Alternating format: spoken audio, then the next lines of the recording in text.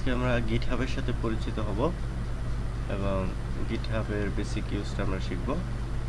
So আমরা গুগলে যদি লিখি গিট, তাহলে আমরা গিটের সফটওয়্যারটা দেখতে পারবো। গিট আসলে একটা ভার্সন কন্ট্রোল সিস্টেম, মানে হচ্ছে প্রজেক্ট আপনারা ম্যানেজ করবেন এই গিটের মাধ্যমে। আপনারা যখন টিমে কাজ করবেন বা নিজে একাও কাজ করবেন, তারপরেও গিটের মাধ্যমে কাজ করা ভালো। তাহলে আপনাদের প্রজেক্টের প্রত্যেকটা স্টেজ আপনার হিস্টোরি হিসেবে থাকবে, আপনি যে কোনো সময় পূর্ববর্তী অবস্থায় ফিরে যেতে পারবেন। এটা হচ্ছে ইন্ডাস্ট্রি স্ট্যান্ডার্ড এবং ম্যান্ডেটরি টুলস। সো আমি লিনাক্স ইউজার, আশা করি আপনারাও লিনাক্স ইউজ করবেন। সো আমি উবুন্টু ইউজ করি। উবুন্টুতে আপনারা এটাকে কমান্ড লাইনেও ইনস্টল করতে পারেন অথবা ডেবিয়ান ভার্সনও ইনস্টল করতে পারেন। সো টার্মিনাল ওপেন করতেছি, যদিও আমার পিসিতে ইনস্টল করা আছে। সো এটা হচ্ছে টার্মিনাল ওপেন করার পরে যদি জাস্ট আপনি গিট লেখেন, তাহলে যদি দেখেন এরকম কিছু একটা উইন্ডো চলে আসছে, তাহলে বুঝবেন যে আপনার গিট ইনস্টল করা আছে। আদারওয়াইজ আপনার গিটটাকে ইনস্টল করতে হবে এই কমান্ডের মাধ্যমে। সো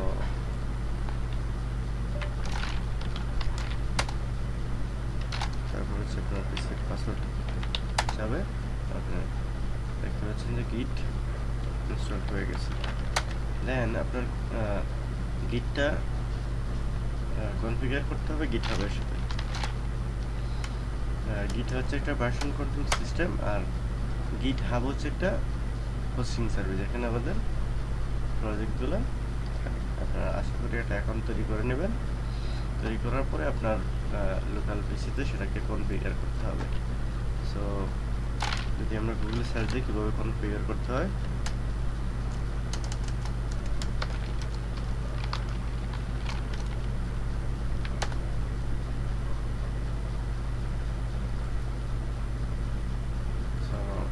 এটা আমরা দেখতে পাচ্ছি কিভাবে কনফিগার করতে হয়। আপনি যদি আমার পিসিতে কনফিগার করা আছে, তারপর দেখাচ্ছি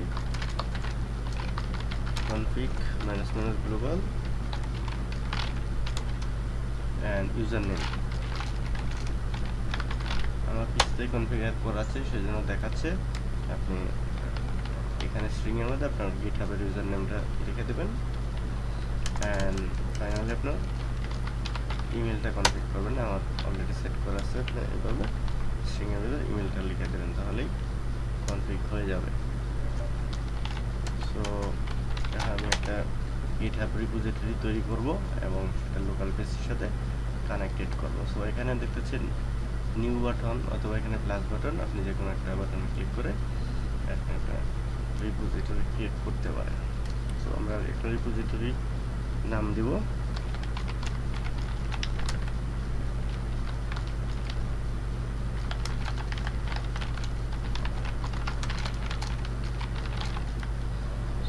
নাম দিলাম। দেন হচ্ছে আমি এটাকে পাবলিকে রাখলাম। দেন আর কিছু করতেছি না আপাতত, জাস্ট ক্রিয়েট বাটনে ক্লিক করব। সো ক্রিয়েট বাটনে ক্লিক করার পরে এখানে কিছু কমান্ড লেখা যাচ্ছে, আমরা এই কমান্ডগুলো চালাবো। সো আমি ls কমান্ড দিচ্ছি। ls মানে হচ্ছে আপনার ডিরেক্টরিতে কি আছে, আমি চেঞ্জ ডিরেক্টরি করব আমার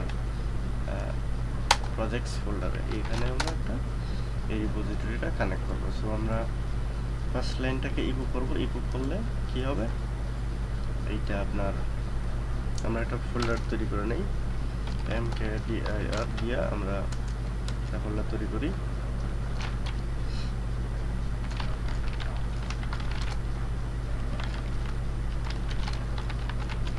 ব্যাকএন্ড ডেভেলপমেন্ট নামে একটা ব্যাকএন্ড ডেভেলপমেন্ট নামে একটা ডিরেক্টরি তৈরি করলাম। দেন আমরা চেঞ্জ ডিরেক্টরি দিয়ে আমরা ব্যাকএন্ড ডেভেলপমেন্ট ফোল্ডারে আমরা এখন আছি। pwd দিয়ে আমরা দেখতে পারবো আমরা কোথায় আছি, প্রেজেন্ট ওয়ার্ক ডিরেক্টরি। দেন আমরা হচ্ছে ইকো করব। ইকো মানে হচ্ছে একটা রিডমি ফাইল তৈরি হবে, আমরা এখন ls করলেই দেখতে পারবো যে একটা রিডমি ফাইল তৈরি হচ্ছে। দেন এই ফোল্ডারে গিটটাকে ইনিশিয়ালাইজ করতে হবে। গিট ইনিশিয়ালাইজ করা হয়ে গেল। তো এই গিট ইনিশিয়ালাইজ হলে এটা দেখা যাবে না। যদি এটা আপনারা দেখতে চান তাহলে আপনাকে হিডেন ফোল্ডারটা আনহিডেন করতে হবে। গিটের ফোল্ডারটা হিডেন অবস্থায় থাকে। যদি আপনি উবুন্টু ইউজার হন, Ctrl+H চাপলে আপনি হিডেন ফোল্ডারটা দেখতে পারবেন। আবার Ctrl+H চাপলে চলে যাবে, অথবা এইখান থেকেও এই হিডেনটা আপনি করতে পারেন। সো এটা মডিফাই করার কোনো দরকার নাই। এটা হচ্ছে গিটের ট্র্যাকগুলো থাকে। তারপর হচ্ছে আমরা এই গিট অ্যাড কমান্ডের মাধ্যমে আমরা এই রিডমি ফাইলটা অ্যাড করলাম।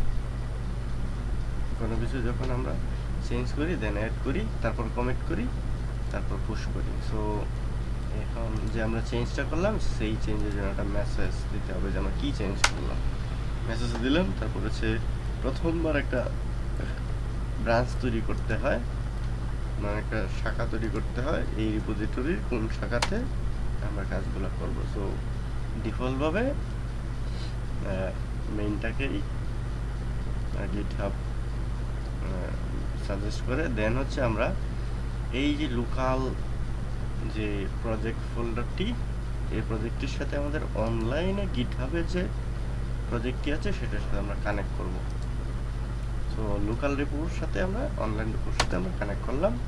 দেন ফাইনালি আমরা হচ্ছে পুশ করব, গিট পুশ অরিজিন মেইন। এটা করলে আমাদের পুশ। দেন হচ্ছে আমাদের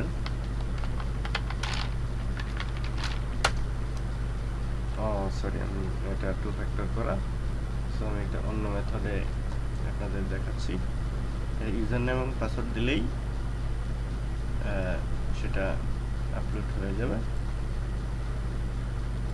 সো আমরা এই প্রজেক্টটা VS কোডে ওপেন করছি। VS কোডে ওপেন করলে আমরা দেখতে পারবো গিট স্ট্যাটাস। গিট স্ট্যাটাস এটা বলতেছে নাথিং টু কমিট। আচ্ছা,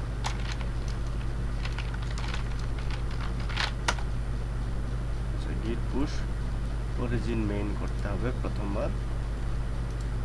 সো আমরা গিট পুশ অরিজিন মেইন করলাম।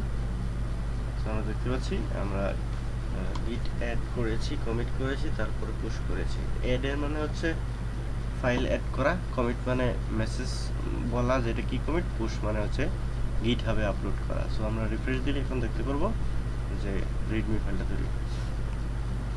সো আমরা গিটের সাথে GitHub-এর কানেক্ট করছি, বাট এখন আমরা কিছু একটা চেঞ্জ করব, তাহলে আমরা বুঝতে পারবো যে আসলে এটা কিভাবে কাজটা হচ্ছে। আমি এখন লোকাল একটা ফাইল তৈরি করতেছি, index.html। দেন এখানে আমরা কিছু একটা লিখব,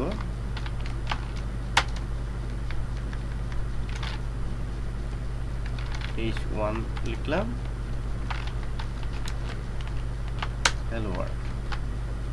সো এই ফাইলটা থেকে আমরা সেভ করব। দেন আমরা গিট স্ট্যাটাস করব, মানে হচ্ছে আমরা কি করেছি। গিট স্ট্যাটাসটা হচ্ছে সে একটা চেঞ্জ দেখতে পাচ্তেছে, সেটা হচ্ছে index.html। সো আমরা গিটের সাথে এটাকে অ্যাড করব। তাহলে কমান্ডটা হচ্ছে git add।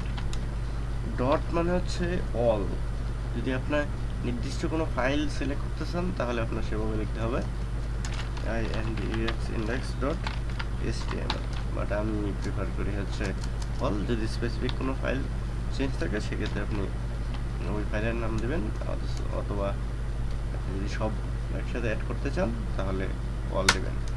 দেন যদি আবার গিট স্ট্যাটাস দেন তাহলে দেখতে পাবেন যে এই একটা গিট একটা ফাইল ক্রিয়েট করা হচ্ছে। তারপর আমাদের কমিট করতে হবে, কমিট -n, একটা মেসেজ দিবেন index.html created। দেন ফাইনালি আমরা পুশ করব, git push। সো আমরা এখন রিফ্রেশ করলে দেখতে পাবো যে ফাইলটা এখানে চলে এসেছে এবং সাথে আমরা কোডগুলো দেখতে পাচ্ছি। সো বেসিক্যালি এইটুকুই আপাতত আমাদের প্রয়োজন হবে। তো আশা করি সকলেই বুঝতে পেরেছেন। সকলকে ধন্যবাদ। Thank you.